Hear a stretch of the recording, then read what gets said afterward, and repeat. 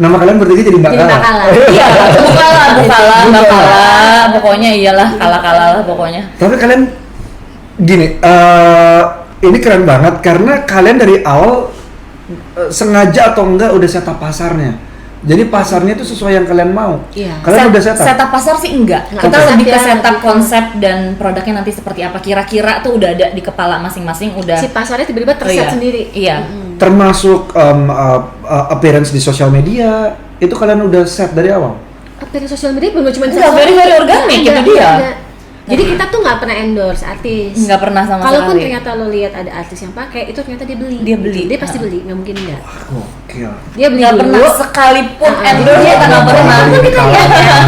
Kita lihat ya dia beli lebih dari satu kali. Baru nanti kalau misalnya di pembelian sekian, baru kita ada produk baru loh. Nanti kamu cobain ya, gitu. Udah kita sisipin produk yang baru itu, tapi nggak endorse. Kita nggak pernah endorse. Wow, ini anomali sih. Maksudnya kalian ngerjain semuanya dan ngerjain semuanya tuh sendiri, menangani customer sendiri. Pasarnya udah tepat, jadi kalian nanggepinnya juga lebih enteng gitu. Iya, lebih enteng iya. Nggak ada beban apa-apa. Jalanin aja. Pernah ketemu netizen yang baca dong, saya udah kasih produk tulisannya semua di situ, kejelasannya baca dong gitu. Pernah nggak ketemu netizen? Oh iya ada lah, gitu, pasti gitu? unik-unik ada. Baca dong, maksudnya dia nanya size-nya atau Ya dia pokoknya nanya-nanya banyak kita ladenin. kok. Sampai Dinda kadang-kadang bikin kata-kata gitu kayak oh maaf atas ketidaknyamanannya. Jadi supaya lebih kita template ya. Pokoknya minta maaf aja dulu. Minta maaf dulu, nanti baru kita tanggepin apa yang dia tanya. Tapi kita nggak pernah kayak gimana sih lo gitu, nggak pernah. Gitu. Jangan. Jadi nggak ada baper-baperan ya? Nggak sama sekali. Karena kita udah tahu bahwa when you came to this kind of business itu kan sebuah jasa layanan ya untuk approaching customer-nya. Jadi emang udah harus nyontek anak-anak perhotelan, dah contek aja. Iya. SOP anak perhotelan kalau gua konsepnya gitu. Iya, template. Iya, ada minta maafnya, ada template robot kayak ini begini gitu. Tapi yang penting kita stick sama SOP kita. Itu kalau misalnya penukaran gimana, kalau emang ternyata ada produk yang defect seperti apa, itu kita stick jalanin aja. Gitu. Si Kala ini akan ekspansi atau versi ultimate-nya Kala menurut kalian berdua tuh ada nggak? Akan lah, cita-cita itu pasti ada. Kalau ya maksudnya again kita kan tiap tahun pasti ngomongin kayak short term goal sama long term goal. At the moment sih kita tuh pop up aja belum pernah ever. Sekali. Malah Jakarta Fashion Week dulu, bikinin kita pop up, which is bukan kita yang bikin sendiri. Itu kan mereka yang bayarin mereka yang bikin sendiri. Kayak Sounder Lab juga mereka yang bikinin pop up, bikinin event dan pop up. Iya, jadi tahun ini pengen bikin pop up dulu sendiri. Mungkin tahun depan punya toko atau gimana. Pengennya lagi kalau misalnya uangnya udah punya, baru aku pengen sih coba ke Melbourne.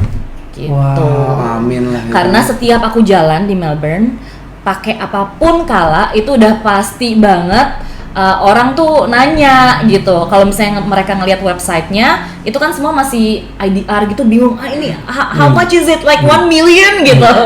Kayak ini berapa sih gitu. Nah aku pengen sih masuk ke situ gitu. Toh kan sebenarnya aku pun juga udah beda sama Dinda. Dinda kan masih kerja kantoran.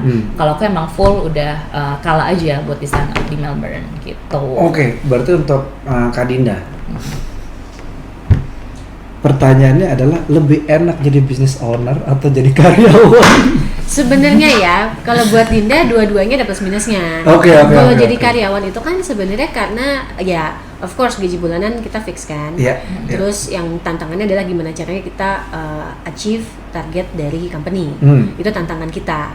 Jadi kita harus berusaha untuk target yang dikasih sama company achieve gitu kan. Itu.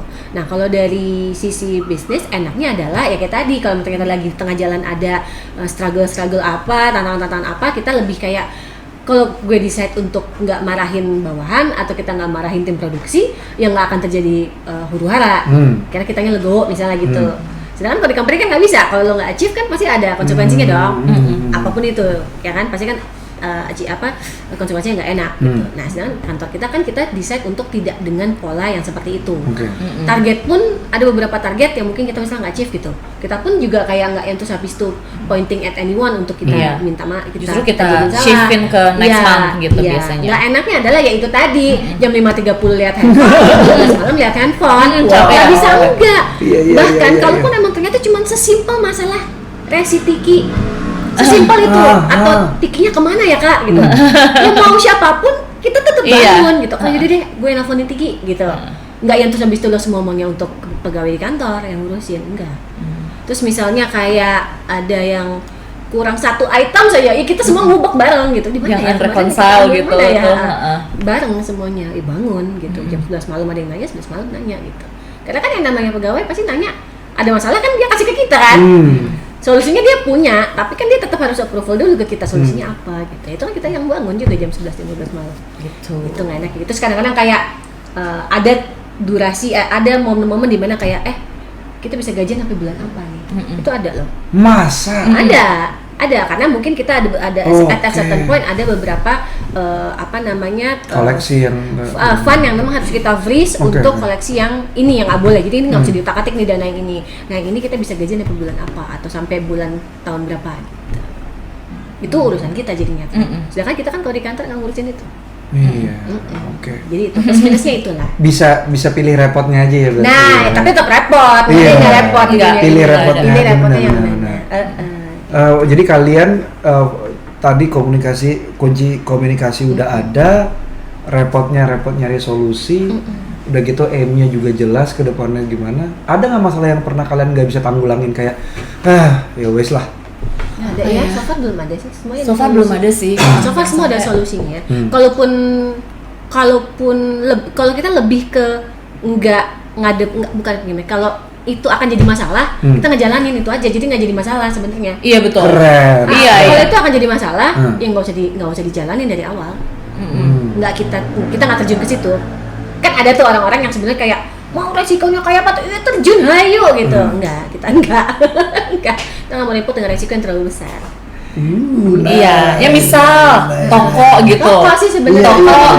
Bisa. Lo mau nggak nih toko? Lo sebenarnya bisa aja lo konsinyasi aja gitu. Sebenarnya jadi nggak perlu misalnya modal yang besar, tapi lo konsinyasi aja. Lo nanti profitnya berapa persen ke kita, berapa persen ke lo kayak gitu. Ya kayak gitu-gitu kita omongin sih. Kalau misalnya kita mikir kira-kira nanti akan jadi masalah yang Dinda bilang, kayaknya mendingan nggak dulu gitu. Dan kita selalu punya konsep bahwa keuangan itu harus tetap ngebul minimal 6-8 bulan ke depan.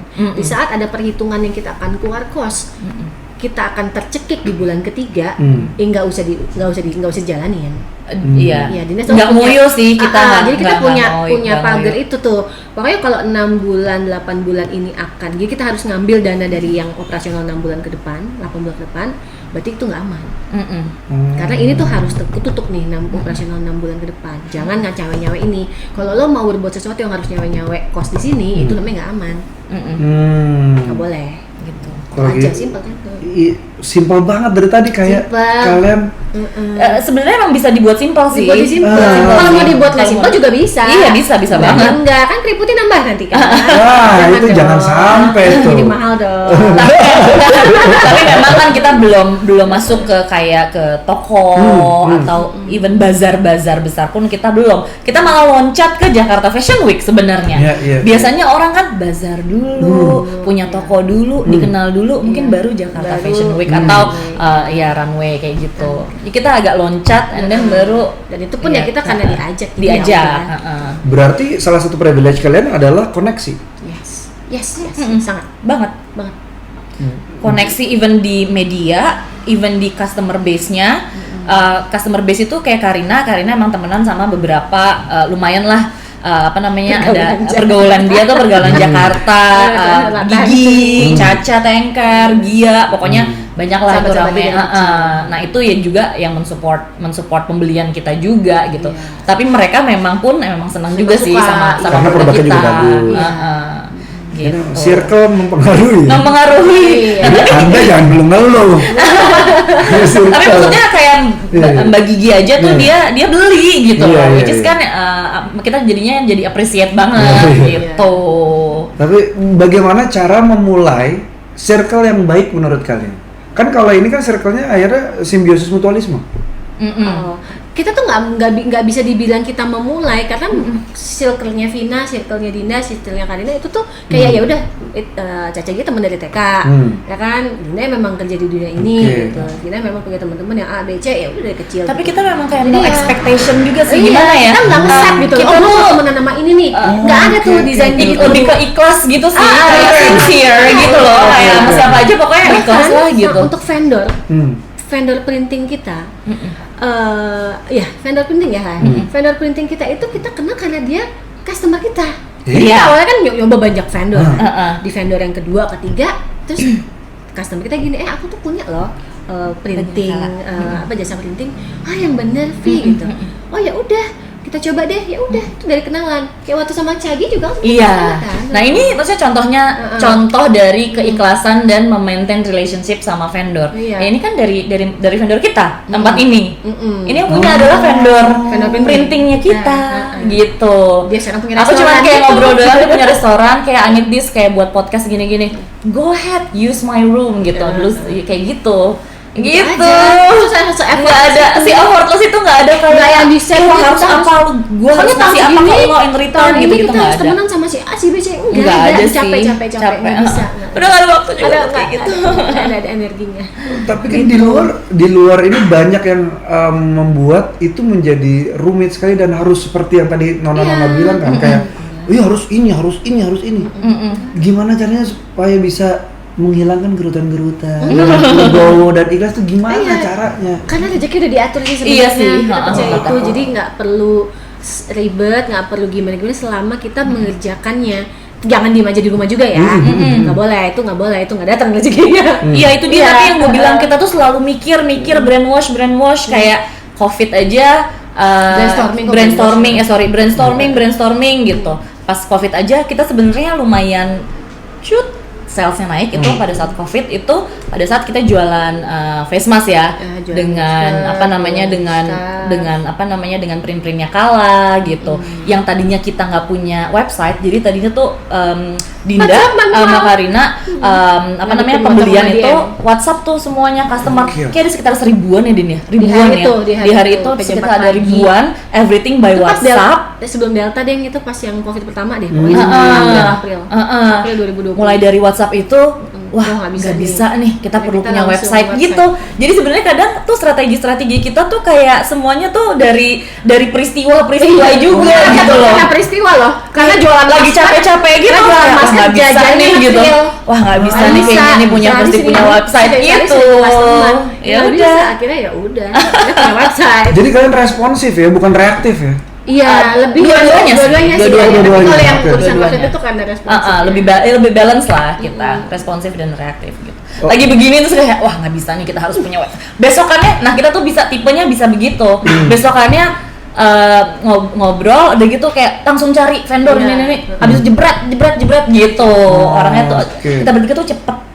Kayak cara ngelakuin tuh cepet gitu, mau meeting cepet, on time, semuanya face-nya sama gitu. Ini privilege cepet gitu. Ya, nggak ada yang lelet gitu, nggak. Kalaupun lagi ada satu yang lagi agak ini kita colek gitu, kayak cepet, ayo, gitu. Privilege kalian adalah kalian mengerti satu sama lain, komunikasinya bagus jadinya, udah gitu customer relationnya juga berdasarkan dari koneksi. Privilege apa lagi yang kalian punya yang mungkin orang lain nggak punya? Support system. Support system di rumah. Jadi kita bertiga punya suami yang sangat suportif, tim yang di rumah juga yang sangat suportif gitu. Jadi kita bisa menjadi perempuan yang berdaya. Karena kalau tidak, anak kita pun suportif sebenarnya. Nggak yang banget. Mereka juga nggak yang apa-apa ke bunda, apa-apa ke bubu gitu. Enggak gitu. Di saat kita kayak bubu mesti kerja dulu, bunda mesti kerja dulu, udah mereka deal dengan apa yang mereka harus kerjain. Mungkin harus belajar dulu sendiri atau gimana, nanti malam kita balik ke rumah baru kita review.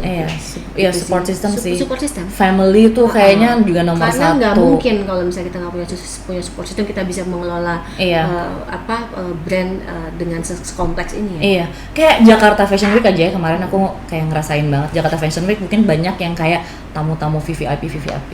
Kala depan family, second row family, Nggak udah ada, pasti nggak ada VIP. baru tamu. Kita nggak yang itu harus- udah penting banget buat kita. Jadi yang pasti Mau depan kayak itu pasti family kita kayak oh no one gitu, kayak kerja kantoran atau apa, misalnya kakakku kan kerja kantoran, mungkin orang mikirnya kayak ini siapa nih, nggak peduli, kita family, row 1 row 2 family. Jadi row Gitu. 1 itu memang pasti biasanya sibling sama suami.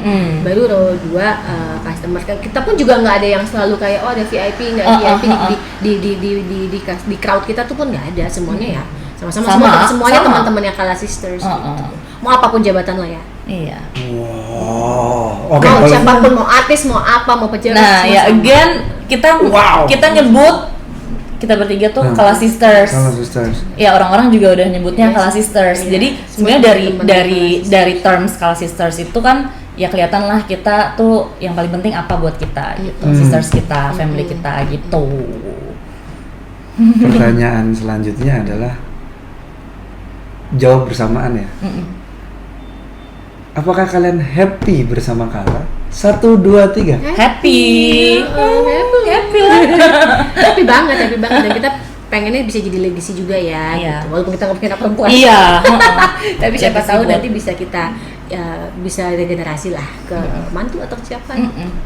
Pengennya sih gitu.